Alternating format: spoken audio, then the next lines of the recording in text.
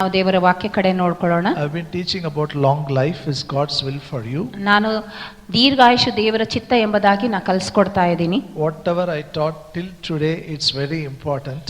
ಇಲ್ಲಿವರೆಗೂ ನಾನು ಏನು ಕಲಿಸಿದ್ದೇನೋ ಅದು ಬಹಳ ಮುಖ್ಯವಾಗಿದ್ದು. Now I am in the last part of my teaching. ಈಗ ನಾನು ನನ್ನ ಬೋಧನೆಯ ಕೊನೆ ಭಾಗದಲ್ಲಿ ಇದ್ದೇನೆ. So we saw some things we have to do. When we do, we have a long life. ನಾವು ನೋಡಿದ್ವೇನಂದ್ರೆ ಕೆಲವು ವಿಷಯಗಳನ್ನು ನಾವು ಮಾಡಬೇಕು, ಆವಾಗ ನಮಗೆ ದೀರ್ಘಾಯುಷ್ಯ ಇರ್ತದೆ. We have to honor our parents. ನಾವು ನಮ್ಮ ತಂದೆ ತಾಯಿಗಳನ್ನು ಗೌರವಿಸಬೇಕು. We have to worship the Lord. ನಾವು ಕರ್ತನನ್ನು ಆರಾಧನೆ ಮಾಡಬೇಕು. We have to read the word of God. ನಾವು ದೇವರ ವಾಕ್ಯವನ್ನು ಓದಬೇಕು. These things when we do, we have a long life. ಇವೆಲ್ಲ ನಾವು ಮಾಡಿದಾಗ ನಮಗೆ ದೀರ್ಘಾಯುಷ್ಯ ಇರ್ತದೆ. And now Bible also says by grace you can have a long life. ಈಗ ಸತ್ಯವೇದ ಹೇಳ್ತದೆ ನಮಗೆ ಕೃಪೆ ಮೂಲಕ ಕೂಡ ದೀರ್ಘಾಯುಷ್ಯ ಇರ್ತದೆ. Because God promised us he will satisfy us with long life. ಯಾಕಂದ್ರೆ ದೇವರು ನಮಗೆ ವಾಗ್ದಾನ ಮಾಡಿದ್ದಾನೆ, ಆತನು ನಮ್ಮನ್ನು ದೀರ್ಘಾಯುಷ್ಯದಿಂದ ತೃಪ್ತಿಪಡಿಸ್ತಾನೆ. In the Old Testament he is God. In the New Testament he is a father. ಹಳೆ ಒಡಂಬಡಿಕೆಯಲ್ಲಿ ದೇವರು ದೇವರಾಗಿದ್ದನು, ಆದರೆ ಹೊಸ ಒಡಂಬಡಿಕೆಯಲ್ಲಿ ಈಗ ದೇವರು ನಮ್ಮ ತಂದೆಯಾಗಿದ್ದಾನೆ. Hallelujah. Hallelujah. Say my father satisfies me with long life.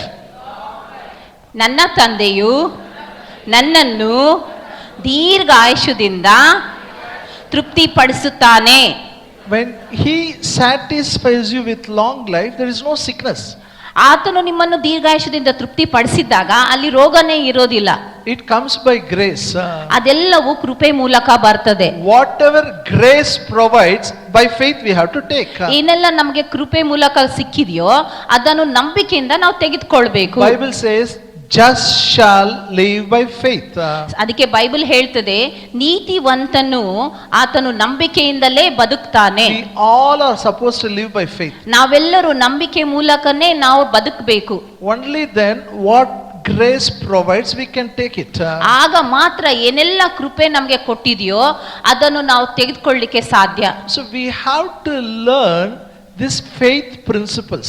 ಅದಕ್ಕೆ ನಾವು ಈ ನಂಬಿಕೆಯ ನಿಯಮಗಳನ್ನು ನಾವು ಕಲ್ತ್ಕೊಳ್ಬೇಕು. You have a faith inside you. ನಿಮ್ಮ ಒಳಗಡೆ ನಂಬಿಕೆ ಇದೆ. When you have received God's word, God's faith has come inside you. ಯಾವಾಗ ನೀವು ದೇವರ ವಾಕ್ಯವನ್ನು ಹೊಂದಿಕೊಂಡಿದ್ದೀರೋ ಆ ದೇವರ ನಂಬಿಕೆ ನಿಮ್ಮ ಒಳಗಡೆ ಬಂದಿದೆ. It is like a fully loaded gun, with lot of bullets, like a AK-47 it is.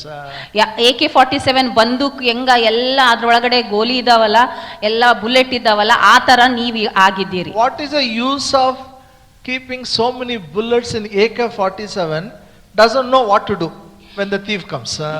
ಈಗ ಕಳ್ಳನ್ ಬಂದಾಗ ನಮ್ಮಲ್ಲಿ AK-47 ಬಂದೂಕಿದೆ, ಅದ್ರೊಳಗಡೆ ಎಲ್ಲ ಬುಲೆಟ್ ಇದ್ದಾವೆ, ಆದ್ರೂ ಅದನ್ನ ಇಟ್ಕೊಂಡು ಏನ್ ಮಾಡ್ಲಿಲ್ಲ ಅಂದ್ರೆ ಏನು ಉಪಯೋಗ? What is the use if you don't know how to operate? ಅದನ್ನು ಹೇಗೆ ಉಪಯೋಗಿಸಬೇಕಂತ ಗೊತ್ತಿಲ್ಲದಿದ್ರೆ ಏನು ಉಪಯೋಗ? You should use it for your safety. ಆ ಬಂದೂಕನ್ನು ನಿಮ್ಮ ಸುರಕ್ಷತೆಗಾಗಿ ನೀವು ಉಪಯೋಗಿಸಿಕೊಳ್ಳಬೇಕಲ್ಲ. The same way faith you have, you should learn how to activate your faith. ಅದೇ ರೀತಿಯಲ್ಲಿ ನಿಮ್ಮ ಒಳಗಡೆ ನಂಬಿಕೆ ಇದೆ, ನೀವು ಆ ನಂಬಿಕೆಯನ್ನು ಹೇಗೆ ಕಾರ್ಯದಲ್ಲಿ ತರಬೇಕಂತ ನೀವು ಕಲ್ತ್ಕೊಳ್ಬೇಕು. You should use faith principles.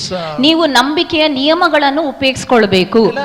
To make you to understand, okay, for the sake of making you to understand, I made faith, activating faith into 4 steps. ನೀವು ಈ ನಂಬಿಕೆಯನ್ನು ಅರ್ಥ ಮಾಡಿಕೊಳ್ಬೇಕು.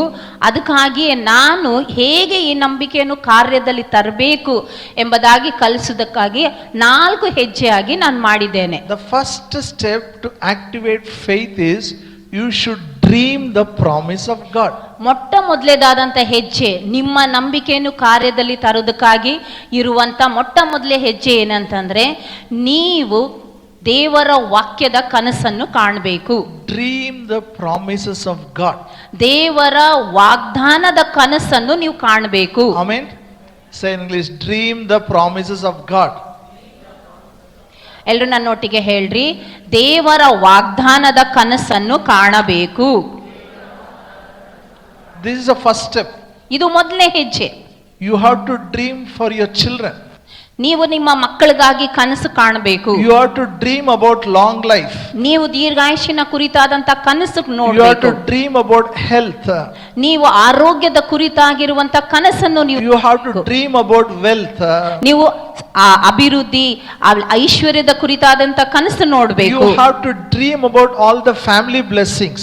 ಎಲ್ಲ ಕುಟುಂಬದ ಆಶೀರ್ವಾದ ಕುರಿತಾಗಿ ಕನಸುಗಳನ್ನು ನೋಡಬೇಕು. You have to dream about ministry. ಸೇವೆ ಕುರಿತಾದ ಕನಸನ್ನು ನೀವು ನೋಡಬೇಕು. All the promises are there here. ಅದಕ್ಕೆ ಸಂಬಂಧಪಟ್ಟಂತ ಎಲ್ಲ ವಾಗ್ದಾನಗಳು ಬೈಬಲ್ ನಲ್ಲಿ ಇದಾವೆ. If the dream is there, then faith life begins. ಯಾವಾಗ ಆ ನಂಬಿಕೆ ಇರ್ತದೋ, ಆ ಕನಸು ಇರ್ತದೋ, ಅವಾಗ ಈ ನಂಬಿಕೆಯಲ್ಲಿ ಕಾರ್ಯದಲ್ಲಿ ಬರ್ತದೆ. If there is no dream, no faith. ಅಲ್ಲಿ ಕನಸು ಇರ್ಲಿಲ್ಲ ಅಂದ್ರೆ ಅಲ್ಲಿ ನಂಬಿಕೆ ಏನು ಮಾಡಕ್ಕಾಗಲ್ಲ. It will not work. ಅದು ನಂಬಿಕೆ ಕೆಲಸನೇ ಮಾಡೋದಿಲ್ಲ, ಕಾರ್ಯ ಮಾಡೋದಿಲ್ಲ. Hello. ಅರ್ಥ ಆಯ್ತಾ? First step at least you should climb. ಮೊದಲನೇದಾದಂತ ಹೆಜ್ಜೆ ಕನಿಷ್ಠ ಪಕ್ಷ ನೀವು ಅದನ್ನು ತೆಗೆದುಕೊಳ್ಬೇಕು. No, I will not climb first step. Then you will not climb. ಇಲ್ಲ ನಾನು ಮೊದಲೇ ಹೆಜ್ಜೆ ಅಥವಾ ಮೊದಲೇ ಚಿಡಿ ಹತ್ತಂಗಿಲ್ಲ ಅಂದ್ರೆ ಏನು ಉಪಯೋಗ? See, it is all my messages are available in YouTube. ಇದೆಲ್ಲ ಸಂದೇಶಗಳು ಯೂಟ್ಯೂಬ್ ನಲ್ಲಿ ಇದ್ದಾವೆ. You know, I look very soft and gentle when I stand in the stage. ನಾನು ಸ್ಟೇಜ್ ಮೇಲೆ ನಿಂತ್ಕೊಂಡಾಗ ಬಹಳ ಮೃದುವಾಗಿ ಜೆಂಟಲ್ ಆಗಿದ್ದೀನಿ ಅಂತ ನಿಮ್ಗೆ ಅನಿಸ್ತದೆ. How harsh, how strict I am, only my children know, my wife knows it. ನಾನು ಎಷ್ಟು ಕಠಿಣನು ಎಂಬುದಾಗಿ ನನ್ನ ಮಕ್ಕಳು ನನ್ನ ಹೆಂಡತಿಗೆ ಗೊತ್ತು. They know how strict I am. ಅವ್ರಿಗೆ ಗೊತ್ತು ನಾನು ಎಷ್ಟು ಕಠಿಣವಾಗಿದ್ದೇನೆ, ಸ್ಟ್ರಿಕ್ಟ್ ಆಗಿದ್ದೇನೆ ಅಂತ. Because I want them to become better. ಯಾಕಂದ್ರೆ ನಾನ್ ಬಯಸ್ತೇನೆ ಅವರು ಇನ್ನೂ ಉತ್ತಮವರಾಗಬೇಕಂತ. And when I comes to church now, I have decided. ಆದ್ರೆ ನಾನು ಸಭೆಗೆ ಬಂದಾಗ ಈಗ ನಾನು ನಿರ್ಧಾರ ಮಾಡಿದ್ದೇನೆ. No use of being gentle and soft. ಇಲ್ಲಿ ಬಹಳ ಮೃದುವಾಗಿದ್ದು ಬಹಳ ಸೂಕ್ಷ್ಮವಾಗಿರುವಂತದ್ದು ಏನು ಉಪಯೋಗ ಇಲ್ಲ. What is the use if you are living a defeated life? ನೀವೆಲ್ಲರೂ ಅಲ್ಲಿ ಸೋತಂತ ಜೀವನ ಜೀವಿಸಿದ್ರೆ ಏನು ಉಪಯೋಗ? So I made very strict now. ಅದಕ್ಕೆ ಈಗ ನಾನು ಕಡ್ಡಾಯವಾಗಿ ಮಾಡಿರುವಂತದ್ದು. Compulsory you should listen to the volume, whatever we give. ಅದಕ್ಕಾಗಿ ಕಡ್ಡಾಯವಾಗಿ ನಾವೆಲ್ಲ ಏನೆಲ್ಲ ಅಲ್ಲಿ ಯೂಟ್ಯೂಬ್ ನಲ್ಲಿ ವಾಲ್ಯೂಮ್ಗಳಿದ್ದಾವೆ ಅದನ್ನು ನೀವು ಕಡ್ಡಾಯವಾಗಿ ಕೇಳಿಸ್ಕೊಳ್ಬೇಕು. If you don't listen, you will get a phone call. Listen. ನೀವು ಅದನ್ನು ಕೇಳಿಸ್ಕೊಂಡಿಲ್ಲ ಅಂದ್ರೆ ನಿಮ್ಗೆ ಫೋನ್ ಕಾಲ್ ಬರ್ತದೆ, ಅದನ್ನು ಕೇಳಿಸ್ಕೊಳ್ರಿ ಎಂಬುದಾಗಿ. How many of you got phone calls? ಎಷ್ಟು ಜನರಿಗೆ ಫೋನ್ ಬಂದವು? Lift your hand. ಯಾರಾದ್ರೂ ಫೋನ್ ಮಾಡಿದ್ರಾ? ಮಾಡಿಲ್ಲನ ಸುಳ್ಳದು. ನಿಮ್ಗೆ ಫೋನ್ ಮಾಡಿದಾರಾ ಮಾಡಿಲ್ಲ? ತೋರಿಸ್ರಿ ಯಾರ್ಯಾರಿಗೆ ಬಂದದ? ಯಾರ್ಯಾರಿಗೆ ಫೋನ್ ಕಾಲ್ ಬಂದಿದೆ ಕೈ ಎತ್ರಿ. உங்களுக்கு வரலையாமா ಫೋನ್? ಯಾರೋ பண்ணல ಯಾರೋ? Okay, now I am telling. ಈಗ ನಾನು ಹೇಳ್ತಾ ಇದ್ದೀನಿ. Today evening better you come. ಇವತ್ತಿನ ಸಾಯಂಕಾಲ ನೀವು ಇಲ್ಲಿ ಬರಲೇಬೇಕು. Compulsory. ಎಲ್ಲರೂ ಕಡ್ಡಾಯವಾಗಿ ಕಂಪಲ್ಸರಿ ಬರಬೇಕು. Are you with me? ಅರ್ಥ ಆಯ್ತಾ? The fourth volume, listen and come. ನಾಲ್ಕನೇ ವಾಲ್ಯೂಮ್ ನನ್ನ ನೀವು ಕೇಳಿಸ್ಕೊಂಡು ಇವತ್ತು ಸಾಯಂಕಾಲ ಬರಬೇಕು. You know the dream part I will do only the dream part I will revise. ಆ ಕನಸಿನ ವಿಷಯವಾಗಿ ಇರುವಂತದ್ದನ್ನು ನಾನು ನಿಮಗೆ ಮತ್ತೆ ತಿಳಿಸಿ ಹೇಳ್ತೇನೆ. Every second Sunday, the communion Sunday evening revision will be there. ಪ್ರತಿ ಎರಡನೇ ರವಿವಾರ ಕರ್ತನ ಮೇಜಿನ ಒಂದು ರವಿವಾರ ನಾವೆಲ್ಲರೂ ಸೇರಿ ಅದನ್ನು ರಿವಿಷನ್ ಮಾಡ್ಕೊಳ್ಳೋಣ. If you are not get phone calls, I'll make sure you will get it. ನಿಮಗೆ ಯಾರು ಫೋನ್ ಮಾಡಿಲ್ಲ ಅಂದ್ರೆ ನೀವು ನಾನು ನೋಡ್ಕೊಳ್ತೇನೆ, ನಿಮಗೆ ಫೋನ್ ಕಾಲ್ ಬರಬೇಕು. It is not I have lot of time, so I am calling you. ನನ್ನ ಹತ್ರ ಬಹಳ ಸಮಯ ಇದೆ ಅದಕ್ಕಾಗಿ ನಿಮಗೆ ಸುಮ್ಮನೆ ನಾನು ಕರೀತಾ ಇದ್ದೀನಿ I ಅಂತಲ್ಲ. want you to become better.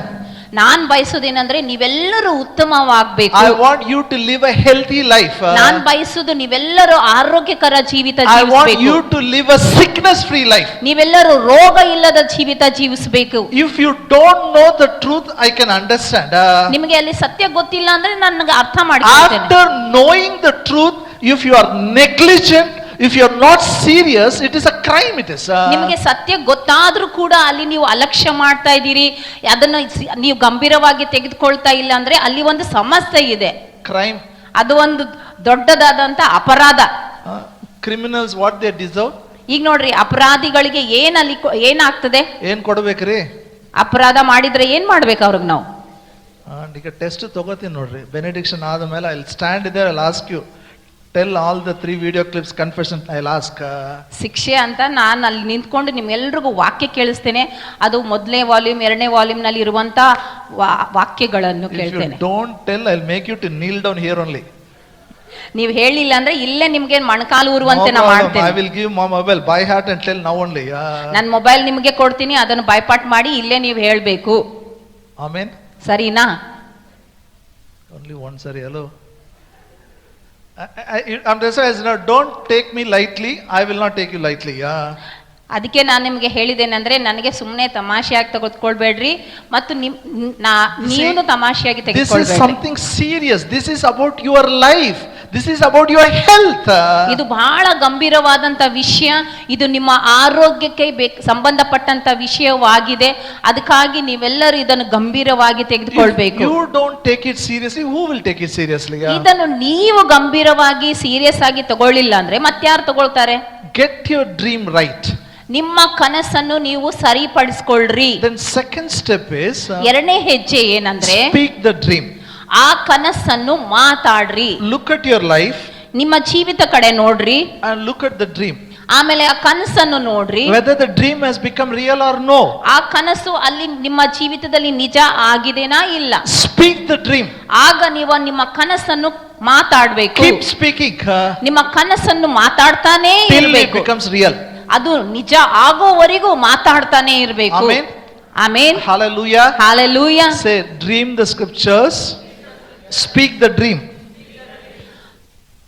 ವಾಕ್ಯಗಳನ್ನು ಕನಸು ಕಾಣ್ರಿ, ಆ ಕನಸನ್ನು ಮಾತಾಡಬೇಕು. That's why I have given you the video clip, confessions I have given you. ಅದಕ್ಕಾಗಿ ನಾನು ಎಲ್ಲ ವಾಕ್ಯಗಳ ಒಂದು ವಿಡಿಯೋ ಮಾಡಿ ನಿಮಗೆ ಆ ಅರಿಕೆಗಳನ್ನು ನಿಮಗೆ ಕೊಟ್ಟಿದ್ದೇನೆ. Keep saying it. ಆ ವಾಕ್ಯಗಳನ್ನು ಹೇಳ್ತಾ ಹೇಳ್ತಾ ಹೇಳ್ತಾ ಇರ್ರಿ. And how long I should tell it?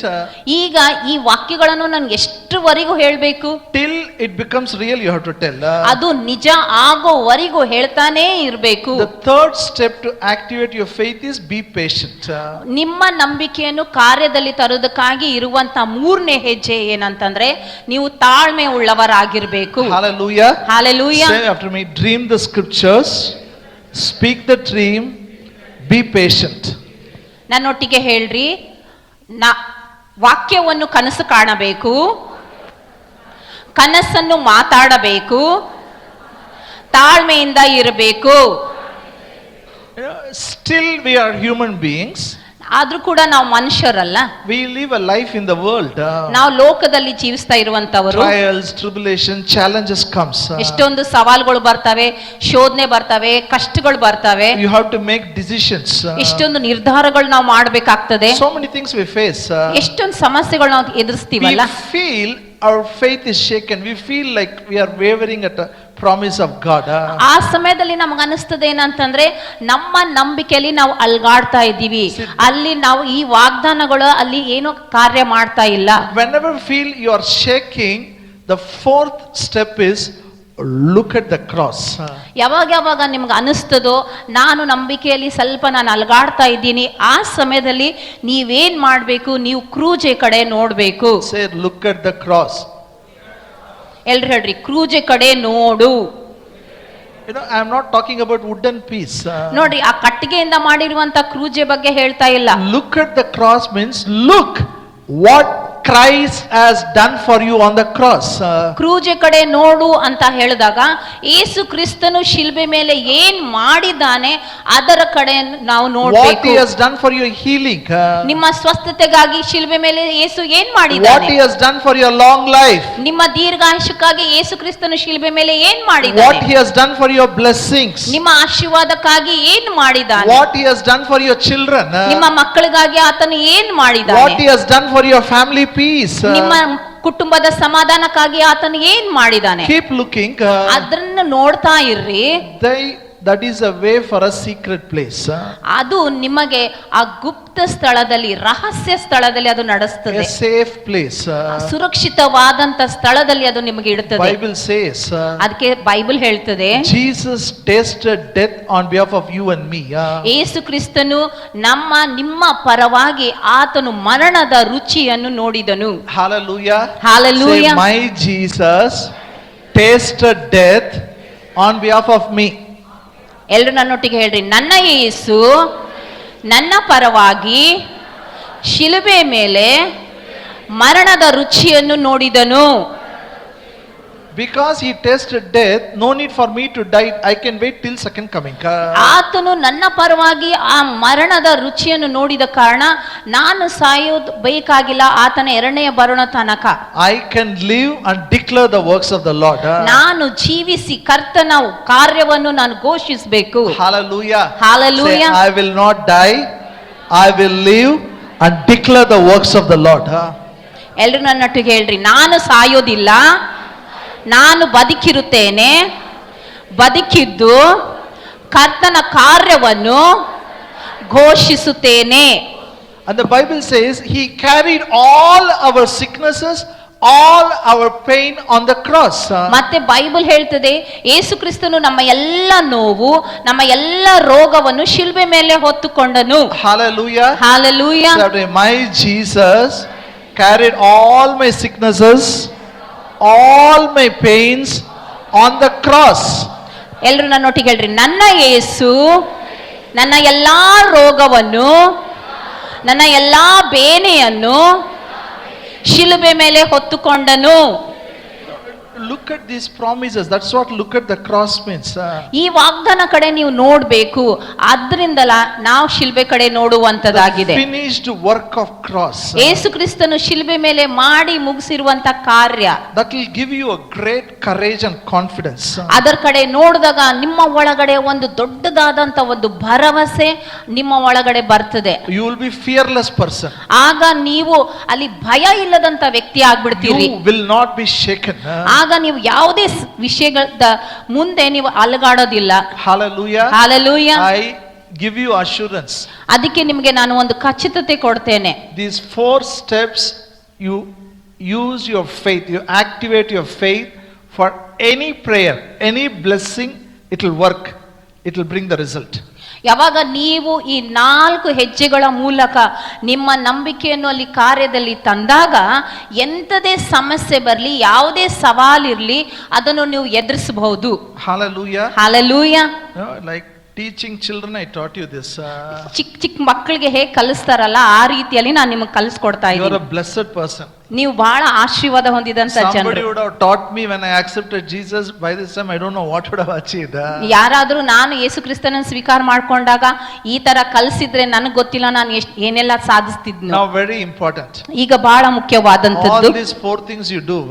ಈ ಎಲ್ಲ 4 ವಿಷಯಗಳನ್ನು ನೀವು ಮಾಡಬೇಕು. Some people still come and tell me, Pastor, it will work for you, it will not work for me. ಕೆಲವು ಜನ ಬಂದು ಹೇಳ್ತಾರೆ, ಪಾಸ್ಟರ್ ಇವೆಲ್ಲ ವಿಷಯ ನಿಮಗೆ ಕಾರ್ಯ ಮಾಡ್ತದೆ, ನನ್ನ ಜೀವಿತದಲ್ಲಿ ಅದೇನು ಕಾರ್ಯ Some ಮಾಡೋದಿಲ್ಲ. people tell in the church, ಏನು ಪ್ರಯೋಜನ ಇಲ್ಲ ಬ್ರದರ್, ಎಲ್ಲ ಮಾಡಿದೀನಿ, ನನಗಾಗಲ್ಲ, ಬೇರೊಬ್ಬರಿಗೆ ಆಗ್ತದೆ ನೋಡ್ರಿ. ಏ ಸ್ವಾಮಿ ನನ್ನ ಬಿಟ್ಟು ಬಿಟ್ಟಾನ, ನನಗೇನು ಮಾಡಲ್ಲ ಅಂತಾನೆ ಹೇಳ್ತಾರೆ.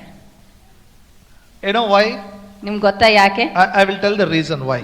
ಈಗ ನಾನು ನಿಮ್ಗೆ ಹೇಳ್ತೀನಿ ಅದು ಏನ್ This is ಕಾರಣ ಅಂತ. why it works for some people, why it doesn't work for others. ಯಾಕೆ ಈ ಎಲ್ಲಾ ವಿಷಯಗಳು ಕೆಲವು ಜನರ ಜೀವಿತದಲ್ಲಿ ಕಾರ್ಯ ಮಾಡ್ತದೆ, ಕೆಲವು ಜನರ ಜೀವಿತದಲ್ಲಿ ಕಾರ್ಯ ಮಾಡಲ್ಲ. All are children of God.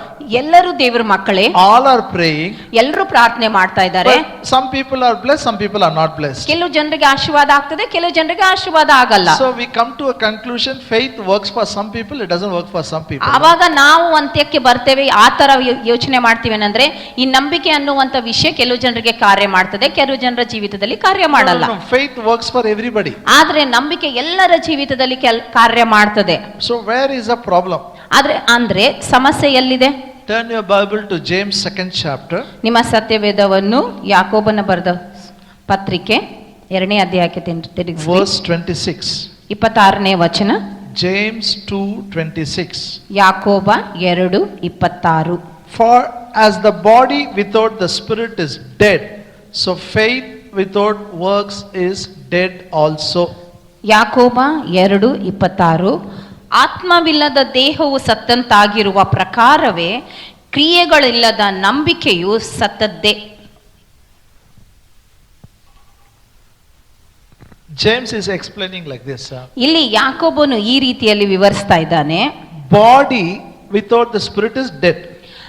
ಈ ದೇಹ, ಆತ್ಮ ಇಲ್ಲದಂತ ಈ ದೇಹ ಸತ್ತಿದ್ದೆ. See, once if the spirit goes out, what is the use? This is called as a body. It is declared dead. ಯಾವಾಗ ನಮ್ಮಲ್ಲಿರುವಂತ ಆತ್ಮ ನಮ್ಮ ದೇಹ ಬಿಟ್ಟು ಹೋಗ್ತದೋ ಈ ದೇಹ ಏನು ಉಪಯೋಗ ಇಲ್ಲ, ಯಾಕಂದ್ರೆ ಅದು ಸತ್ತು ಹೋಗ್ಬಿಡ್ತದೆ. The same way, faith without action is dead. ಅದೇ ರೀತಿಯಾಗಿ ಕ್ರಿಯೆಗಳಿಲ್ಲದ ನಂಬಿಕೆ ಸತ್ತಂತದ್ದು. Say in English, faith without action is dead. ನನ್ನೊಟ್ಟಿಗೆ ಹೇಳ್ರಿ, ಕ್ರಿಯೆಗಳಿಲ್ಲದ ನಂಬಿಕೆ ಸತ್ತದ್ದಾಗಿದೆ. See, now you are praying, you are confessing, you are patient, you are looking at the cross, you are doing anything, action is needed. ಈಗ ನೀವು ಪ್ರಾರ್ಥನೆ ಮಾಡ್ತಾ ಇದ್ದೀರಿ, ವಾಕ್ಯ ಅರಿಕೆ ಮಾಡ್ತಾ ಇದ್ದೀರಿ, ಕ್ರೂಜೆ ಕಡೆ ನೋಡ್ತಾ ಇದ್ದೀರಿ, ಆದ್ರೂ ಕೂಡ ಏನು ಅಲ್ಲಿ ವ್ಯತ್ಯಾಸ ಆಗ್ತಾ ಇಲ್ಲ. Action is needed. ಈಗ ಅಲ್ಲಿ ಬೇಕಾಗಿರುವಂತದ್ದೇನಂದ್ರೆ ಅಲ್ಲಿ ಕ್ರಿಯೆ ಅಥವಾ ಕಾರ್ಯ. Turn your Bible to Acts 3rd chapter. ನಿಮ್ಮ ಸತ್ಯವೇದವನ್ನು ಅಪೊಸ್ತಲ ಕೃತ್ಯ 3ನೇ ಅಧ್ಯಾಯಕ್ಕೆ ತಿರುಗಿಸ್ರಿ. Bible says Peter and John went to the temple at the hour of prayer.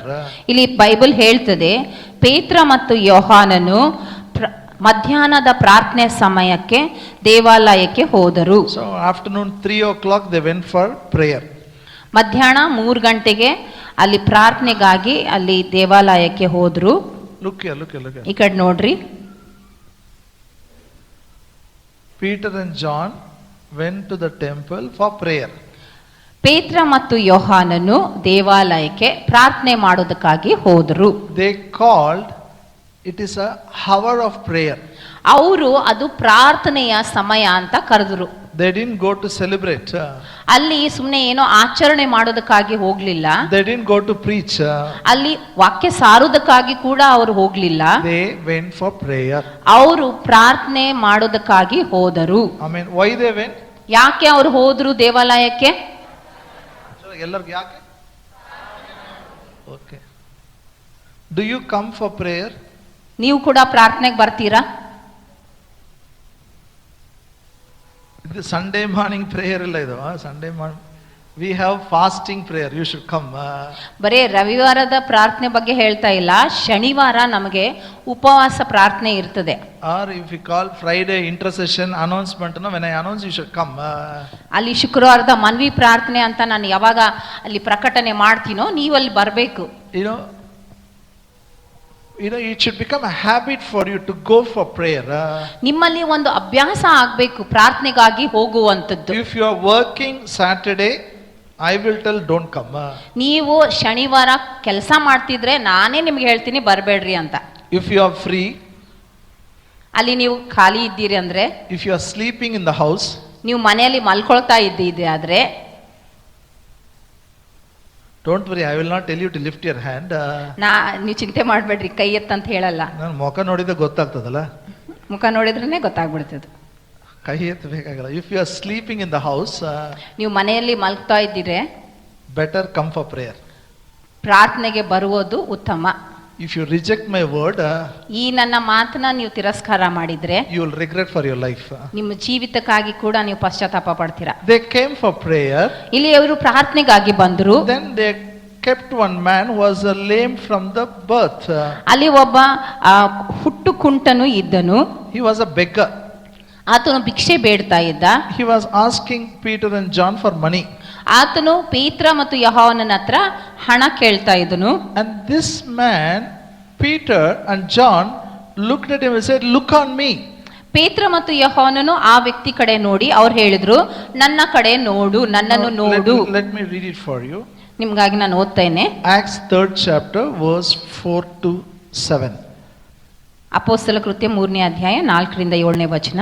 And Peter, fastening his eyes upon him with John, said, "Look on us." And he gave heed unto them, expecting to receive something of them. Verse 6. Then Peter said, "Silver and gold have I none, but such as I have give you in the name of Jesus Christ, of Nazareth, rise up and walk. Verse 7, he took him by the right hand, lifted him up. Immediately his feet and ankle bones received strength. ಅಪೊಸ್ತಲ ಕೃತ್ಯ 3ನೇ ಅಧ್ಯಾಯ 4ರಿಂದ 7ನೇ ವಚನ. ಅವರು ದೇವಾಲಯದೊಳಗೆ ಹೋಗುತ್ತಿರುವ ಅವನು ದೇವಾಲಯದೊಳಗೆ ಹೋಗುತ್ತಿರುವ ಪೇತ್ರ ಯೋಹಾನರನ್ನು ಕಂಡು ಭಿಕ್ಷೆ ಕೊಡಬೇಕೆಂದು ಕೇಳಲು ಪೇತ್ರ ಯೋಹಾನರಿಬ್ಬರು ಅವನನ್ನು ದೃಷ್ಟಿಸಿ ನೋಡಿದರು. ಪೇತ್ರನು ನನ್ನನ್ನು ನೋಡು ಅಂದನು. ಅವನು ಅವರಿಂದ ಏನಾದರೂ ದೊರಕಿತೆಂದು ನಿರೀಕ್ಷಿಸಿ ಅವರನ್ನು ಲಕ್ಷ್ಯವಿಟ್ಟು ನೋಡಿದನು. ಆಗ ಪೇತ್ರನು, ಬೆಳ್ಳಿ ಬಂಗಾರವಂತೂ ನನ್ನಲ್ಲಿಲ್ಲ, ನನ್ನಲ್ಲಿ ಇರುವುದನ್ನು ನಿನಗೆ ಕೊಡುತ್ತೇನೆ. ನಜರೇತಿನ ಯೇಸು ಕ್ರಿಸ್ತನ ಹೆಸರಿನಲ್ಲಿಯೇ ಎದ್ದು ನಡೆದಾಡು ಎಂದು ಹೇಳಿ ಅವನನ್ನು ಬಲಗೈ ಹಿಡಿದು ಎತ್ತಿದನು. ಆ ಕ್ಷಣವೇ ಅವನ ಕಾಲುಗಳು ಹರಡುಗಳಿಗೂ ಬಲ ಬಂತು. ಈ ಕಡೆ ನನ್ನ ಕಡೆ ನೋಡ್ರಿ, ದಯವಿಟ್ಟು ನನ್ನ ಕಡೆ ನೋಡ್ರಿ. Peter and John were going to the temple. ಪೇತ್ರ ಮತ್ತು ಯೋಹಾನನ್ ಇಬ್ರು ಸೇರಿ ಅಲ್ಲಿ ದೇವಾಲಯ ಕಡೆ ಹೋಗ್ತಾ ಇದ್ರು. Why they went? ಯಾಕೆ ಅವ್ರು ದೇವಾಲಯಕ್ಕೆ ಹೋದ್ರು? To pray they went. ಪ್ರಾರ್ಥನೆ ಮಾಡಕ್ ಹೋಗಿದ್ರು. There was one beggar. ಅಲ್ಲಿ ಒಬ್ಬ ಭಿಕ್ಷುಕ ಇದ್ದ. Where beggars will be there? ಈಗ ಭಿಕ್ಷುಕರು ಎಲ್ಲಿರ್ತಾರೆ ಹೇಳ್ರಿ? ಭಿಕ್ಷೆ ಬೇಡ. Where there is more crowd, there beggars will be. ಎಲ್ಲಿ ಜಾಸ್ತಿ ಜನ ಬರ್ತಾರೆ, ಒಂದು ದೊಡ್ಡ ಗುಂಪು ಇರ್ತದೆ, ಅಲ್ಲಿ ಭಿಕ್ಷೆ ಬೇಡಕ್ಕೆ ಬರ್ತಾರೆ. Yes or no? ಹೌದಾ ಇಲ್ಲ? So early temple prayer big rush. ಅದಕ್ಕೆ ಅಲ್ಲಿ ಆದಿ ಸಭೆಯಲ್ಲಿ ಪ್ರಾರ್ಥನೆಗೆ ಬಂದಾಗ ಅಲ್ಲಿ ದೊಡ್ಡ ಗುಂಪು ಇರ್ತಿತ್ತು ಪ್ರಾರ್ಥನೆಗಾಗಿ. Beggar was there. ಅದಕ್ಕೆ ಆ ಭಿಕ್ಷುಕ ಅಲ್ಲಿ He ಬಂದಿದ್ದ. asked Peter and John, give some money. ಅಲ್ಲಿ ಪೇತ್ರ ಯೋಹಾನನಿಗೆ ಆತನ ಸ್ವಲ್ಪ ಹಣಕ್ಕಾಗಿ ಕೇಳದ. Peter says, look on us. ಪೇತ್ರ ಹೇಳ್ದ, ನನ್ನ ಕಡೆ ನೋಡು. He didn't say look at Jesus. ಪೇತ್ರ ಹೇಳಿಲ್ಲ ಯೇಸು ಕಡೆ ನೋಡು ಎಂಬುದಾಗಿ. Look at me. ನನ್ನ ಕಡೆ ನೋಡು. Silver and gold I don't have. ನನ್ನ ಹತ್ರ ಬೆಳ್ಳಿ ಬಂಗಾರ ಅಂತೂ ಇಲ್ಲ. Whatever I have I give. ನನ್ನಲ್ಲಿ ಇರುವಂತದ್ದನ್ನು ನಿನಗೆ ಕೊಡ್ತೇನೆ. Rise up and walk in the name of Jesus. ನಜರೇತಿನ ಯೇಸು ಕ್ರಿಸ್ತನ ಹೆಸರಿನಲ್ಲಿ ಎದ್ದು ನಡೆದಾಡು. Healing prayer over. ಅಲ್ಲಿ ಸ್ವಸ್ಥತೆ ಪ್ರಾರ್ಥನೆ ಮುಗೀತು. Say healing prayer over. ಸ್ವಸ್ಥತೆ ಪ್ರಾರ್ಥನೆ ಮುಗೀತು. Then Peter should go inside the temple now.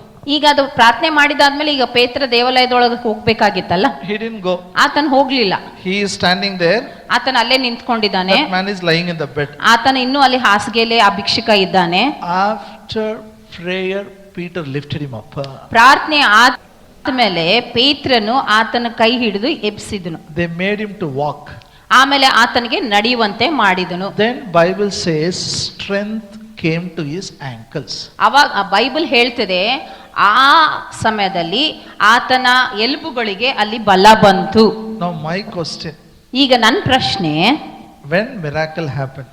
ಯಾವ ಸಮಯದಲ್ಲಿ ಅದ್ಭುತ ಆಯಿತು? ಯಾವಾಗ ಅದ್ಭುತ ಆಯಿತು? Before prayer, after prayer? ಪ್ರಾರ್ಥನೆ ಮಾಡಿದ ಮೇಲೆ ಆಯ್ತಾ, ಪ್ರಾರ್ಥನೆ ಆದ್ಮೇಲೆ ಆಯ್ತಾ? ಆದಮೇಲೆ ಏನ್ ಮಾಡಿದ್ದಾರೆ? ಪ್ರಾರ್ಥನೆ ಆದ್ಮೇಲೆ ಏನ್ ಮಾಡಿದ್ರು? They lifted him up. ಅವ್ರ ಕೈ ಹಿಡಿದು ಆತನಿಗೆ ಎತ್ತಿದರು. They made him to walk. ಆತನನ್ನು ನಡೆಯುವಂತೆ ಮಾಡಿದ್ರು. He never walked before. ಆತನು ಎಂದೂ ನಡೆದಿರ್ಲಿಲ್ಲ. They didn't pray, live and go. ಅವ್ರು ಪ್ರಾರ್ಥನೆ ಮಾಡಿ ಸುಮ್ನೆ ಆತನಿಗೆ ಬಿಟ್ಟು ಮುಂದೆ ಹೋಗ್ಲಿಲ್ಲ. After prayer, they lifted him up. ಪ್ರಾರ್ಥನೆ ಮಾಡಿದಾದ್ಮೇಲೆ ಆತನಿಗೆ ಕೈಯಿಂದ ಎತ್ತಿದ್ರು. That is what faith should be followed by action. ಅದೇ ಹೇಳ್ತದೆ, ಅಲ್ಲಿ ನಂಬಿಕೆಯು ಕ್ರಿಯೆದ ಒಟ್ಟಿಗೆ ಆಗ್ಬೇಕು. Hallelujah. Hallelujah. See, healing prayer we make. ನಾವೆಲ್ಲರೂ ಸ್ವಸ್ಥತೆ ಪ್ರಾರ್ಥನೆ ಮಾಡ್ತೀವಿ. You sit like this, nothing will happen. ನೀವು ಅಲ್ಲೇ ಹಿಂಗೆ ಕೈ ಇಟ್ಕೊಂಡು ಕೂತ್ಕೊಂಡ್ರೆ ಅಲ್ಲಿ ಏನೂ ಆಗೋದಿಲ್ಲ. ಆಗ್ತದ ಗೊತ್ತಿಲ್ಲ ಆಗಲ್ಲ. It will not happen. ಅಲ್ಲಿ ಆಗೋದಿಲ್ಲ, ಏನೂ ಆಗೋದಿಲ್ಲ. You should lift and check. ನೀವೇ ನಿಮ್ಮ ಕೈ ಎತ್ತಿ ಚೆಕ್ ಮಾಡಬೇಕು, ಪರೀಕ್ಷೆ ಮಾಡಬೇಕು. You should do and see it. ಏನು ಇಲ್ಲಿವರೆಗೂ ಮಾಡಕ್ ಆಗ್ತಿರಲಿಲ್ಲ ಅದನ್ನು ಮಾಡಿ ನೀವು ನೋಡಬೇಕು. Then your faith is not dead, it is alive. It will bring miracles. ನಿಮ್ಮಲ್ಲಿ ಇರುವಂತಹ ನಂಬಿಕೆ ಸತ್ತದಾಗಿಲ್ಲ, ಅದು ಜೀವಂತವಾಗಿ ಅಲ್ಲಿ ಕಾರ್ಯ ಮಾಡ್ತದೆ. You know, every faith, this is a faith life. Now you are learning about healing, long life, you are confessing, you are dreaming, you are patient, you are looking at the cross. Good. Till now, what you have done, you should try to do. ನೀವೆಲ್ಲರೂ ಈಗ ನಂಬಿಕೆ ಬಗ್ಗೆ ಕಲ್ತ್ಕೊಳ್ತಾ ಇದ್ದೀರಿ, ಸ್ವಸ್ಥತೆ ಬಗ್ಗೆ ಕಲ್ತ್ಕೊಳ್ತಾ ಇದ್ದೀರಿ. ಆದ್ರೆ ಈಗ ನೀವು ಇಲ್ಲಿವರೆಗೂ ಏನ್ ಕಲ್ತಿದ್ದೀರೋ ಅದನ್ನು ಈಗ ನೀವು ಕಾರ್ಯದಲ್ಲಿ ಮಾಡಬೇಕು. What you have not done physically till now, you should do.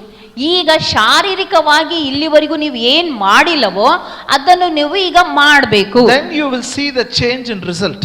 ಅವಾಗ ನೀವು ಅಲ್ಲಿ ಬದಲಾವಣೆ ನೋಡ್ತೀರಾ, ಅಲ್ಲಿ ಫಲಿತಾಂಶ ಕೂಡ ಕಾಣಿಸ್ತದೆ. We all know blind Bartimaeus story. ಆಮೇಲೆ ನಮ್ಗೆಲ್ರಿಗೂ ಅಲ್ಲಿ ಕುರುಡಾಗಿರುವ ಬಾರ್ತಿಮನ ಕತೆ ಗೊತ್ತು. One day he was begging in the highway. Jesus was walking with the crowd. ಅಲ್ಲಿ ಹೆದ್ದಾರಿಯಲ್ಲಿ ಆತನು ಕೂತ್ಕೊಂಡು ಅಲ್ಲಿ ಭಿಕ್ಷೆ ಬೇಡ್ತಾ ಇದ್ದ. ಯೇಸು ಕ್ರಿಸ್ತನು ಆ ಹಾದಿಯಲ್ಲಿ ನಡೆದು ಹೋದ. He was screaming, "Son of David, have mercy on me." ಆತನು ಕೂಗಿ ಹೇಳ್ತಾ ಇದ್ದ, ಅಲ್ಲಿ ದಾವೀದನನ್ನ ಕುಮಾರನೇ ನನ್ನ ಮೇಲೆ ಕರುಣೆ ಮಾಡು. Everybody says, "Shut up." ಎಲ್ರು ಹೇಳಿದ್ರು ನಿನ್ ಬಾಯಿ ಮುಚ್ಚು. But Jesus called him, "Come." ಆದ್ರೆ ಯೇಸು ಆತನಿಗೆ ಬಾ ಎಂಬುದಾಗಿ ಕರೆದನು. When Jesus called him, what he did was very important. ಈಗ ಯಾವಾಗ ಯೇಸು ಆತನಿಗೆ ಬಾ ಅಂತ ಕರೆದಾಗ ಆ ವ್ಯಕ್ತಿ ಏನ್ ಮಾಡಿದನಲ್ಲ ಅದು ಮುಖ್ಯವಾಗಿದೆ. For this man, Jesus didn't make prayer. ಈ ವ್ಯಕ್ತಿಗೆ ಯೇಸು ಕ್ರಿಸ್ತನು ಪ್ರಾರ್ಥನೆ ಕೂಡ ಮಾಡಲಿಲ್ಲ. Let's read this. ನಾವು ಓದೋಣ. Mark 10th chapter. ಮಾರ್ಕ 10ನೇ ಅಧ್ಯಾಯ Verse 50, 51 and 52. 50, 51, 52ನೇ ವಚನ. And he, casting away his garment, rose and came to Jesus. And Jesus answered and said unto him, What wilt thou that I should do unto thee? The blind man said unto him, Lord, that I might receive my sight. And Jesus said unto him, Go your way, your faith has made you whole. Immediately he received his sight, followed Jesus in the way. ಮಾರ್ಕನು ಬರೆದ ಸುವಾರ್ತೆ 10ನೇ ಅಧ್ಯಾಯ 50, 51, 52ನೇ ವಚನ. ಅವನು ತನ್ನ ಹೊದಿಕೆಯನ್ನು ತೆಗೆದುಹಾಕಿ ತಟ್ಟನೆ ಎದ್ದು ಯೇಸುವಿನ ಬಳಿಗೆ ಬಂದನು. ಯೇಸು ಅವನನ್ನು, ನಾನು ನಿನಗೆ ಏನು ಮಾಡಬೇಕೆಂದು ಕೋರುತ್ತಿ ಎಂದು ಕೇಳಲು ಆ ಕುರುಡನು, ನನಗೆ ಕಣ್ಣು ಬರುವಂತೆ ಮಾಡಬೇಕು ಗುರುವೇ ಅಂದನು. ಯೇಸು ಅವನಿಗೆ, ಹೋಗು, ನಿನ್ನ ನಂಬಿಕೆ ನಿನ್ನನ್ನು ಸ್ವಸ್ಥ ಮಾಡಿಯದೆ ಎಂದು ಹೇಳಿದನು. ಕೂಡಲೇ ಅವನಿಗೆ ಕಣ್ಣು ಬಂದಿದ್ದವು. ಅವನು ಆ ದಾರಿಯಲ್ಲಿ ಆತನ ಹಿಂದೆ ಹೋದನು. Now look here. ಎಲ್ಲರೂ ಈ ಕಡೆ ನೋಡ್ರಿ. Bible All of you close the Bible. ನಿಮ್ಮ ಬೈಬಲ್ ಮುಚ್ಚಬಹುದು. Blind Bartimaeus was there. ಅಲ್ಲಿ ಕುರುಡ ಬಾರ್ತಿಮನು ಇದ್ದನು. Jesus was walking in the highway. ಅಲ್ಲಿ ಯೇಸು ಕ್ರಿಸ್ತನು ಹೆದ್ದಾರಿಯಲ್ಲಿ ನಡೀತಾ ಇದ್ದನು. He cried, ಆತನು ಅಲ್ಲಿ ಕೂಗಿದನು, Son of David, have mercy on me. ದಾವೀದನ ಕುಮಾರನೇ ನನ್ನ ಮೇಲೆ ಕರುಣೆ ಇಡು. People told him, shut up. ಎಲ್ಲ ಜನರು ಹೇಳಿದ್ರು ನಿನ್ ಬಾಯಿ ಮುಚ್ಚು. Jesus called him. ಯೇಸು ಕ್ರಿಸ್ತನ ಆತನಿಗೆ ಕರೆದನು. When he called, Bible says he threw his garments. ಯಾವಾಗ ಯೇಸು ಆತನಿಗೆ ಕರೆದನು, ಈ ವ್ಯಕ್ತಿ ಆತನ ಅಂಗಿಯನ್ನು ಆತನು ಬಿಸಾಡಿದನು. In those days, for blind people, they'll give one apron, one coat they'll give. ಆಗಿನ ಕಾಲದಲ್ಲಿ ಯಾರೇ ಕುರುಡ ವ್ಯಕ್ತಿ ಆಗಿದ್ರೆ ಅವ್ರಿಗೆ ಒಂದು ಹೊರಹಂಗಿ ಕೊಡ್ತಾ ಇದ್ರು. ಎಲ್ಲ ಜನರು ಗೊತ್ತಿಡಿಬೇಕು ಇವರು ಕುರುಡ್ರು ಎಂಬುದಾಗಿ. Blue color apron. ಅಲ್ಲಿ ನೀಲಿ ಹೊರ ಅಂಗಿ. So anybody sees from far, they will know this is a blind man. ಯಾರಾದ್ರೂ ಅಂತವ್ರಿಗೆ ದೂರಿಂದ ನೋಡಿದ್ರೆ ಓ ಈತನು ಕುರುಡನು ಅಂತ ಗೊತ್ತಿಡ್ತಾ Blind ಇದ್ರು. Bartimaeus was wearing that coat. ಈ ಕುರುಡ ಬಾರ್ತಿಮನು ಆ ಹೊರ ಅಂಗಿ ಹಾಕೊಂಡಿದ್ದ. Which every blind man is supposed to wear it. ಎಲ್ಲ ಕುರುಡ ವ್ಯಕ್ತಿ ಅದನ್ನು ಹಾಕೊಳ್ಬೇಕಾಗಿತ್ತು. When Jesus called him, ಯಾವಾಗ ಯೇಸು ಈತನಿಗೆ ಕರೆದನು, he threw it. ಆ ಅಂಗಿಯನ್ನು ಆತನು ಬಿಸಾಡಿದ. I don't need it here afterwards. ಈಗಿಂದ ನನಗೆ ಈ ಅಂಗಿ ಬೇಕಾಗಿಲ್ಲ. The faith was followed by action. ಆ ನಂಬಿಕೆಯು ಕಾರ್ಯದ ಒಟ್ಟಿಗೆ ಅಲ್ಲಿ ಮುಂದುವರಿಯಿತು. When he went to Jesus, ಯಾವಾಗ ಯೇಸುವಿನ ಕಡೆ ಆತನು ಹೋದನು, Jesus, tell what you want me to do. ಆ ಯೇಸು ಆತನಿಗೆ ಕೇಳಿದನು, ನಾನು ನಿನಗಾಗಿ ಏನ್ ಮಾಡಬೇಕು? That man said, Lord, make me to see. I need eyesight. ಆತನು ಹೇಳಿದ, ನನಗೆ ಕಣ್ಣು ಕಾಣುವಂತೆ ಮಾಡು. You observe 10 times, you read it. ನೀವು 10 ಸತಿ ಅದನ್ನು ಓದ್ ನೋಡ್ರಿ. Jesus didn't make prayer. ಅಲ್ಲಿ ಯೇಸು ಆತನಿಗಾಗಿ ಪ್ರಾರ್ಥನೆ ಮಾಡಲಿಲ್ಲ. Go, your faith has made you whole. ಹೋಗು, ನಿನ್ನ ನಂಬಿಕೆ ನಿನಗೆ ಸ್ವಸ್ಥ ಮಾಡಿದೆ. So what healed blind Bartimaeus? ಈಗ ಆ ಕುರುಡ ಬಾರ್ತಿಮನಿಗೆ ಯಾವುದು ಗುಣಪಡಿಸಿತು? His faith. ಆತನ ನಂಬಿಕೆ. Hallelujah. Hallelujah. Say in English, my faith makes me whole. ನನ್ನ ನಂಬಿಕೆ ನನ್ನನ್ನು ಗುಣಪಡಿಸುತ್ತದೆ. That's why, when you operate faith, It should be followed by action. ಅದಕ್ಕಾಗಿ ಯಾವಾಗ ನೀವು ನಂಬಿಕೆಯಲ್ಲಿ ಕಾರ್ಯ ಮಾಡ್ತೀರೋ ಅದರ ಒಟ್ಟಿಗೆ ಅಲ್ಲಿ ಕ್ರಿಯೆ ಕೂಡ ಇರಬೇಕು. No, I don't know what is you are praying. ಈಗ ನನಗೆ ಗೊತ್ತಿಲ್ಲ ನೀವು ಯಾವ ವಿಷಯವಾಗಿ ಪ್ರಾರ್ಥನೆ ಮಾಡ್ತಾ ಇದ್ದೀರಿ. Don't throw away specs after listening to this message. ಈಗ ಕನ್ನಡಕ ಹಾಕೊಂಡಿದ್ರೆ ಈ ವಾಕ್ಯ ಕೇಳಿಸ್ಕೊಂಡು ಕನ್ನಡಕ ಬಿಸಾಡ್ಬೇಡ್ರಿ. I'm acting on faith. I'll throw it. ನಾನು ನಂಬಿಕೆಯಲ್ಲಿ ಕಾರ್ಯ ಮಾಡ್ತಾ ಇದ್ದೀನಿ ಅಂತ ಕನ್ನಡಕ ಬಿಸಾಡ್ಬೇಡ್ರಿ. Some people throw the tablet. Hereafterwards I will not take. ಕೆಲವು ಜನರು ಅವ್ರು ತಗೊಳ್ತಿರುವಂತ ಟ್ಯಾಬ್ಲೆಟ್ ಅಂದ್ರೆ ಗೋಲಿ ಕೂಡ ಬಿಸಾಡ್ಬಿಡ್ತಾರೆ ಔಷಧಿ. No, don't do all those things. ಈ ತರ ಎಲ್ಲ ಮಾಡಕ್ ಹೋಗ್ಬೇಡ್ರಿ. That is stupidity. It is. ಅದೆಲ್ಲ ಮೂರ್ಖತನ. I met one sister. ನಾನೊಬ್ಬ ಸಿಸ್ಟರ್ಗೆ ಭೇಟಿಯಾಗಿದ್ದೆ. In fact, her husband passed away. My friend is. ಆತನ ನನ್ನ ದೋಸ್ತ್ ಅವ್ರ ಗಂಡ ಸ್ನೇಹಿತನಾಗಿದ್ದ ಆತನು ಅಲ್ಲಿ ತೀರಿ ಹೋದ್ರು. Now listen. ಈ ಕಡೆ ಕೇಳ್ರಿ. I asked, how are you? ಅವ್ರಿಗೆ ಕೇಳಿದೆ ನಾನು ಅವ್ರ ಹೆಂಡತಿಗೆ ಹೇಗಿದ್ದೀರಿ ಅಂತ. She said, I have a very high sugar. ಅವ್ರು ಹೇಳ್ತಾ ಇದ್ರು ನನ್ನ ಶುಗರ್ ಜಾಸ್ತಿ ಆಗಿದೆ. But I have full faith. ಆದ್ರೆ ನನಗೆ ಪೂರ್ತಿ ನಂಬಿಕೆ ಇದೆ. I will not take one tablet. ನಾನು ಒಂದು ಟ್ಯಾಬ್ಲೆಟ್ ಕೂಡ ತೆಗೆದುಕೊಳ್ಳೋದಿಲ್ಲ. I told her that is not faith. ನಾನು ಆಕಿಗೆ ಹೇಳಿದೆ ಅದು ನಂಬಿಕೆ ಅಲ್ಲ. That is called foolishness. ಅದು ಮೂರ್ಖತನ ಆಗಿದೆ. ಏನದು? ಜೋರಾಗೇನು? No foolishness here. ಅದಕ್ಕೆ ಇಲ್ಲೇನು ಮೂರ್ಖರಾಗಿರಬಾರ್ದು. I told her, you want to show your faith? Go for a test, bring a normal report. ನಾನು ಆಕಿಗೆ ಹೇಳಿದೆ ನಿನ್ನ ನಂಬಿಕೆ ತೋರಿಸ್ಬೇಕಾ ಹೋಗಿ ಟೆಸ್ಟ್ ಮಾಡ್ಕೊಂಡು ನಾರ್ಮಲ್ ರಿಪೋರ್ಟ್ ತಗೊಂಡ್ ಬಾ. You bring a normal report, then I will agree. ನೀನ್ ನಾರ್ಮಲ್ ರಿಪೋರ್ಟ್ ತಗೊಂಡ್ ಬಾ ಅವಾಗ ನಾನು ನಿನ್ ಜೊತೆ ಒಪ್ಪಿಗೆ ಕೊಡ್ತೇನೆ. Hallelujah. Hallelujah. You understand what I'm saying? ನಾ ಹೇಳೋದು ನಿಮ್ಗೆಲ್ರಿಗೂ ಅರ್ಥ ಆಗ್ತಾ ಇದೆನಾ? Medicine is not bad.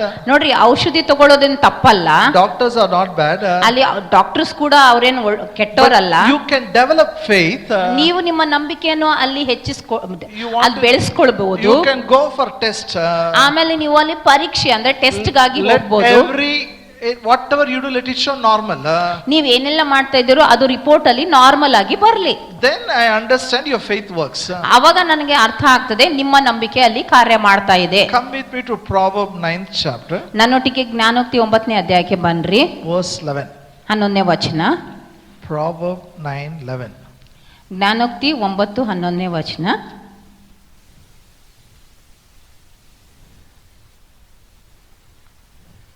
Here wisdom is talking. ಇಲ್ಲಿ ಜ್ಞಾನವು ಮಾತಾಡ್ತಾ ಇದೆ. Who is talking here? ಯಾರು ಮಾತಾಡ್ತಾ ಇದ್ದಾರೆ? Wisdom. ಜ್ಞಾನ. For by me thy days shall be multiplied and the years of thy life shall be increased. ಜ್ಞಾನೋಕ್ತಿ 9:11ನೇ ವಚನ. ನನ್ನಿಂದ ನಿನ್ನ ದಿನಗಳು ಹೆಚ್ಚುವವು, ನಿನ್ನ ಆಯುಸ್ಸಿನ ವರ್ಷಗಳು ವೃದ್ಧಿ ಆಗುವವು.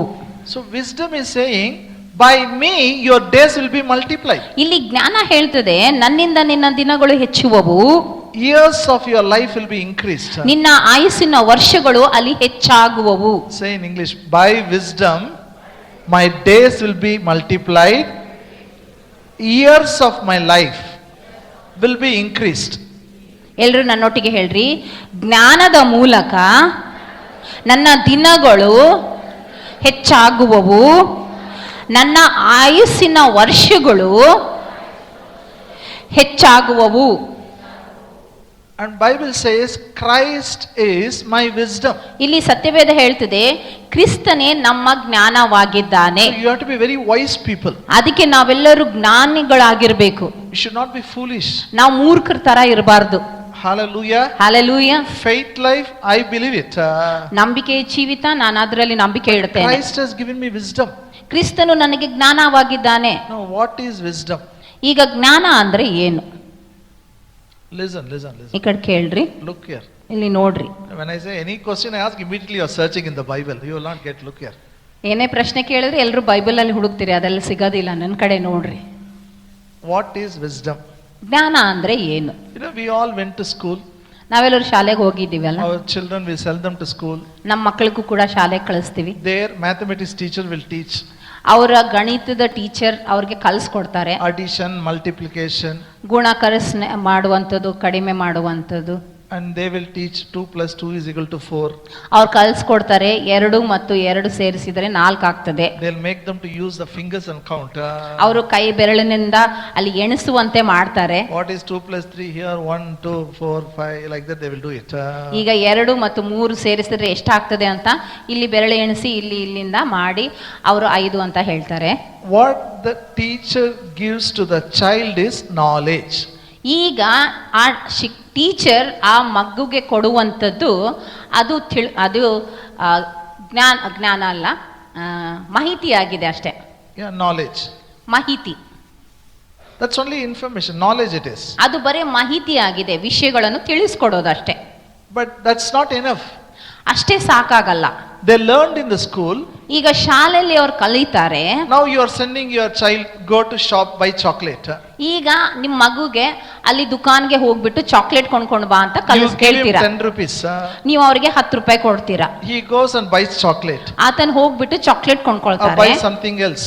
ಏನಾದ್ರೂ ಕೊಂಡ್ಕೊಳ್ಬಹುದು. 6 rupees he is buying. 6 ರೂಪಾಯಿ ಕೊಂಡ್ಕೊಳ್ತಾ ಇದ್ದಾನೆ. Now he is counting. 10 rupees I gave. 6 rupees I spent, 1, 2, 3, 4. How much is remaining? 4 will be remaining. I should get 4 rupees back. ಈಗ ಆತನ ಏನ್ ಮಾಡ್ತಾ ಇದ್ದಾನೆ, ಆತನೀಗ ಎಣಿಸ್ತಾ ಇದ್ದಾನೆ. ನಾನು ಈಗ 6 ರೂಪಾಯಿ ಚಾಕ್ಲೇಟ್ ಕೊಂಡ್ಕೊಂಡಿದ್ದೀನಿ, ನಾನು 10 ರೂಪಾಯಿ ಕೊಟ್ಟಿದ್ದೀನಿ. ಈಗ 10 ರೂಪಾಯಲ್ಲಿ 6 ಚಾಕ್ಲೇಟ್ಗೆ ಹೋದ್ರೆ ನನಗೆ ವಾಪಸ್ 4 ರೂಪಾಯಿ ಬರಬೇಕು. That shop fellow will think he's a small boy, I can cheat him. ಈಗ ಆ ದುಕಾನ್ ಮನುಷ್ಯ ಅನ್ಕೊಳ್ತಾನೆ, ಈತೇನ್ ಸಣ್ಣ ಹುಡುಗ ಅದಾನ, ಆತನಿಗೆ ನಾನು ಮೋಸ ಮಾಡ್ಬೋದು ಅಂತ ಅನ್ಕೊಳ್ತಾನೆ. This guy you cannot cheat. He counts. ಆದ್ರೆ ಈ ಹುಡುಗನಿಗೆ ಅಲ್ಲಿ ಮೋಸ ಮಾಡಕ್ ಆಗಲ್ಲ, ಯಾಕಂದ್ರೆ ಆತನಿಗೆ ಚೆನ್ನಾಗಿ ಎಣಿಸ್ತಾ ಇದ್ದಾನಲ್ಲ. Because his teacher taught him. ಯಾಕಂದ್ರೆ ಆತನ ಟೀಚರ್ ಅಲ್ಲಿ ಕಲ್ಸ್ಕೊಟ್ರು. What knowledge he got from teacher is applying in the shop. ಈಗ ಯಾ ಟೀಚರ್ ಕಡೆಯಿಂದ ಆತನಿಗೆ ಮಾಹಿತಿ ಸಿಕ್ಕುತ್ತಲ್ಲ, ಆ ಮಾಹಿತಿಯನ್ನು ಆತನು ಅಲ್ಲಿ ಚಾಕ್ಲೇಟ್ ಕೊಂಡ್ಕೊಳ್ಳುವಂತ ಸಮಯದಲ್ಲಿ ಉಪಯೋಗಿಸ್ತಾ ಇದ್ದಾನೆ. So you call him, he is a wise boy. ಅದಕ್ಕೆ ಆತನಿಗೆ ಬುದ್ಧಿವಂತ, ಒಂದು ಜ್ಞಾನಿ ಅಂತ ನಾವು ಕರಿತೀವಿ. Hallelujah. Hallelujah. What is wisdom? ಈಗ ಜ್ಞಾನ ಅಂದ್ರೆ ಏನು?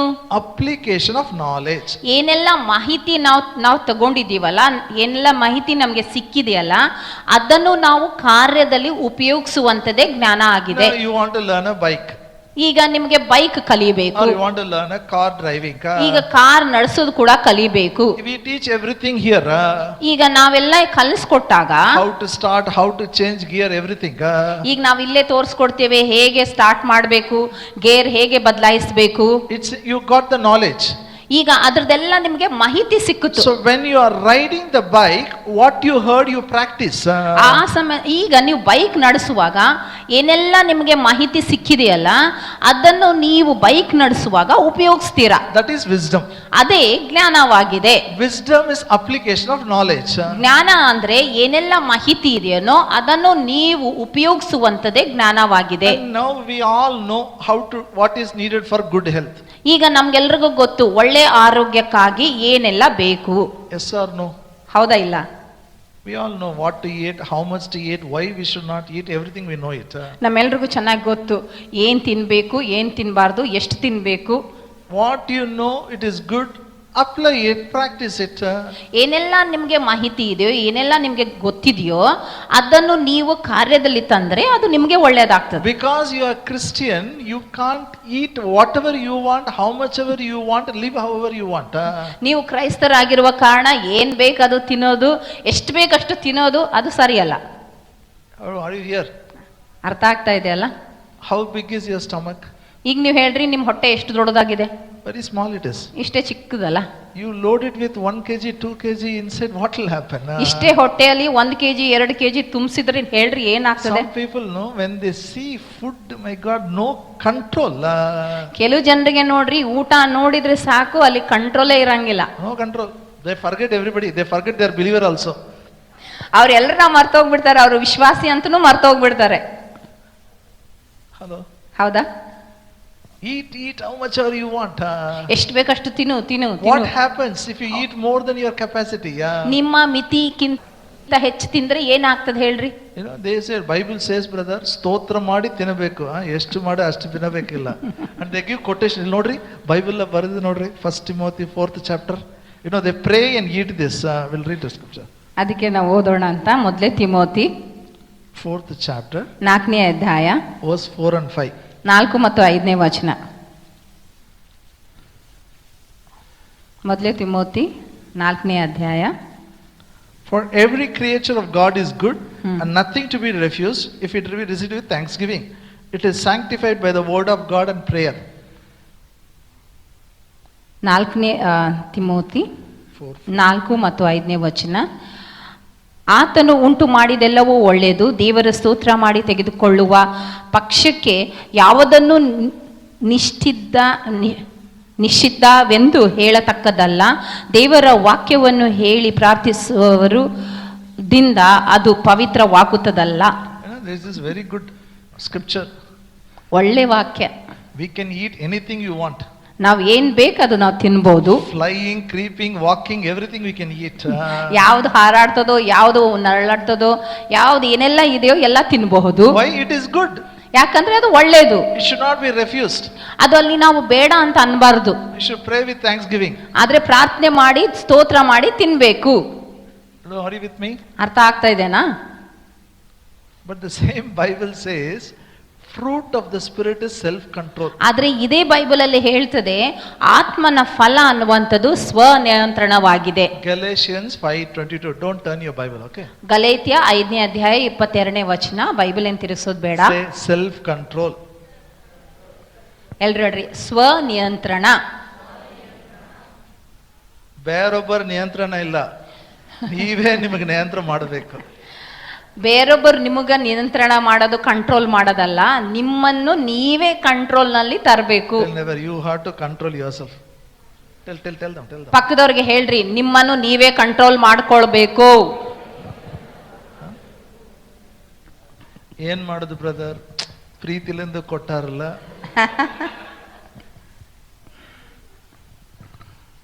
Hello, that is my problem. ನನ್ನ ಸಮಸ್ಯೆನೂ ಅದೇ. Anywhere you go, they give food. ಎಲ್ಲೇ ಹೋದ್ರೂ ಊಟ ಕೊಡ್ತಾರೆ. Recently I went to 2 houses, they cooked food. They said both houses you should eat. ಮೊನ್ನೆ ಹೋಗಿದಾಗ 2 ಮನೆಯಲ್ಲಿ ಅಡಿಗೆ ಮಾಡಿದ್ರು, 2 ಮನೆಯಲ್ಲಿ ಊಟ ಮಾಡ್ಬೇಕಂತ ಹೇಳಿದ್ರು. I said, okay, I should make these people as a pastors. ನಾನು ಅನ್ಕೊಂಡೆ ಇವರೆಲ್ಲರಿಗೂ ಪಾಸ್ಟರ್ ಮಾಡ್ಬೇಕು ನಾನು. Then they will know. Self control issue. You see, you can't eat whatever you want, then you can't say faith doesn't work. ಅಲ್ಲಿ ಸ್ವನಿಯಂತ್ರಣ ನಾವು ಇಟ್ಕೊಳ್ಬೇಕು. ನಮ್ಗೆ ಏನ್ ಬೇಕು ಸಿಕ್ಕದೆಲ್ಲ ತಿನ್ನೋದಲ್ಲ, ತಿಂದ್ಬಿಟ್ಟು ಇದನ್ನ ನಂಬಿಕೆ ಅಂತ ಹೇಳೋದನ್ನು ಸರಿಯಲ್ಲ. That's why wisdom says, hey, I will, by me you will have a long life. ಅದಕ್ಕೆ ಜ್ಞಾನ ಹೇಳ್ತದೆ, ನನ್ನ ಮೂಲಕ ನಿಮಗೆ ದೀರ್ಘಾಯುಷ್ಯ ಇರ್ತದೆ. Hallelujah. Hallelujah. Are you with me? Are you learning something? ನೀವು ಏನಾದ್ರೂ ಕಲಿತಾ ಇದ್ದೀರಾ? ನೀವೆಲ್ಲರಿಗೂ ಅರ್ಥ ಆಗ್ತಾ ಇದೆನಾ? I wish I see all your reports. ನಾನ್ ನಿಮ್ಮೆಲ್ಲರ ರಿಪೋರ್ಟ್ ನೋಡುವಂತದ್ದು ಚೆನ್ನಾಗಿರ್ತದೆ. Whatever you had till today, it's okay. ಇಲ್ಲಿವರೆಗೂ ಏನೆಲ್ಲ ಇತ್ತು ಪರವಾಗಿಲ್ಲ. Do what I say. ನಾನ್ ಹೇಳೋದನ್ನು ನೀವು ಮಾಡ್ರಿ. Dream the scriptures. ಅಲ್ಲಿ ವಾಕ್ಯವನ್ನು ಕನಸು ನೋಡ್ರಿ. Speak the scriptures. ಅಲ್ಲಿ ವಾಕ್ಯವನ್ನೇ ಇಲ್ಲ, ಕನಸನ್ನೇ ನೀವು ಮಾತಾಡ್ರಿ. Speak the dream. ಅಲ್ಲಿ ಕನಸನ್ನೇ ಮಾತಾಡ್ರಿ. Be patient. ಅಲ್ಲಿ ತಾಳ್ಮೆಯಿಂದ ಇರ್ರಿ. Meditate on the finished work of cross. ಯೇಸು ಕ್ರಿಸ್ತನು ಮಾಡಿ ಮುಗಿಸಿರುವಂತ ಶಿಲುಬೆ ಮೇಲೆ ಆ ಕಾರ್ಯದ ಕುರಿತಾಗಿ ಜ್ಞಾನ ಮಾಡ್ರಿ. Keep taking the test again and again.